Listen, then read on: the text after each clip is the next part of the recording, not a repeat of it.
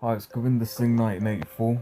I've written a short story called The Prince of India, which I'm going to read for you now, so I hope you enjoy it. It's the year 1945, and World War II had just come to an end with the victory for the Allied forces. It was a rainy day, and all the ministers were hustling and bustling in the Houses of Commons in Westminster. The Conservative Party didn't seem too excited, but the Labour Party were really excited about the arrival of the Indian prince turned Republican, who will be addressing the Houses of Commons. As all the ministers sat down and got comfortable, the Labour peers were trying to get a glimpse of the prince, who was seated in the front row. He was dressed in a white kurta pajama and a white turban.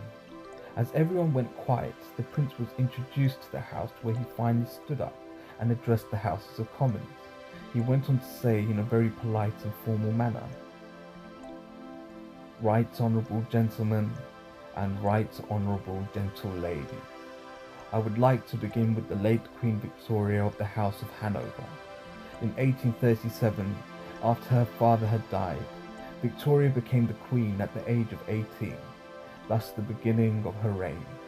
8 years into her reign in 1845, the Great Irish Potato Famine occurred, lasting up until 1848, where millions perished, then followed by the Highland Scottish Famine, again resulting in the death of millions. Is it just a coincidence that two great famines occur within 10 years of Queen Victoria's reign? Conservative landlords raised the tax and the rent of the Irish and Scottish farmers as obeisances to Queen Victoria. No monarch in their right mind should demand an obeisance if it's going to result in the kingdom suffering."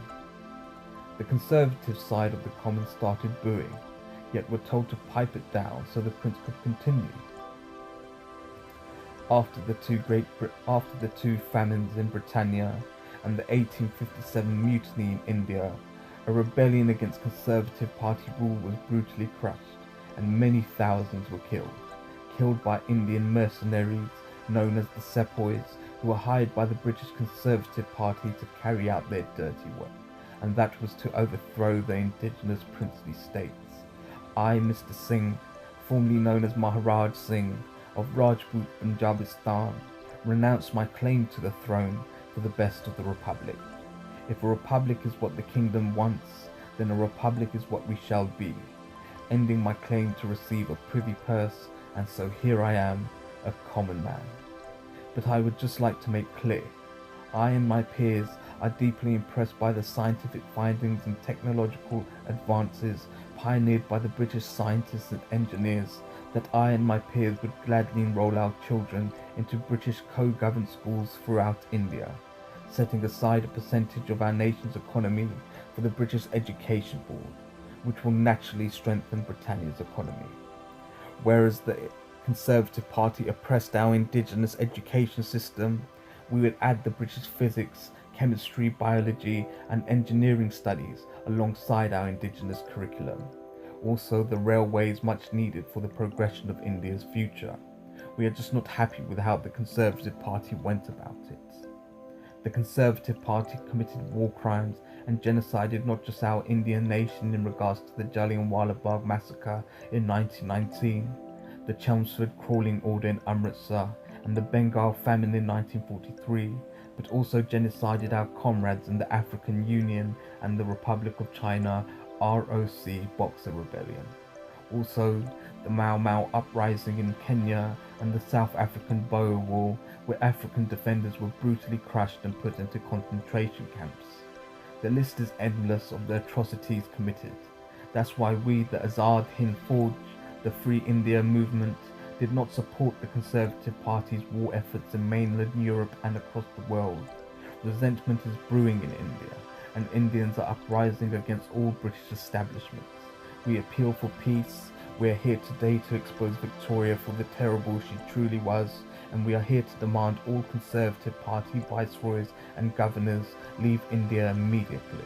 And we are here today to appeal and reach out our hands to the Socialist Labour Party to stay with us in India. And we hope our African Union and Chinese comrades come to the same conclusion. We do not associate the Conservative Party war crimes with that of the Labour Party. The Labour Party must stay and maintain the Commonwealth partnership, and resumed scientific, geographical and technological lessons throughout India, alongside our indigenous curriculum. That is all, Mr. Speaker. Mr. Singh started to walk out of the Houses of Commons to a great cheer from the Labour Party ministers, and a look of shock and disbelief from the Conservative bench. Mr. Singh turned around and threw an object at the Conservatives. It wasn't a grenade, it was the Anon newspaper, a paper which was banned by the Conservatives. When surrounded by reporters outside the Houses of Commons, Mr. Singh simply replied, "Satyamev Jayate, truth alone will prevail." The end. Something to think about. Hope you enjoyed it. Please share, like, OSNST Entertainment. What can I say, man? I'm an author, I'm a writer.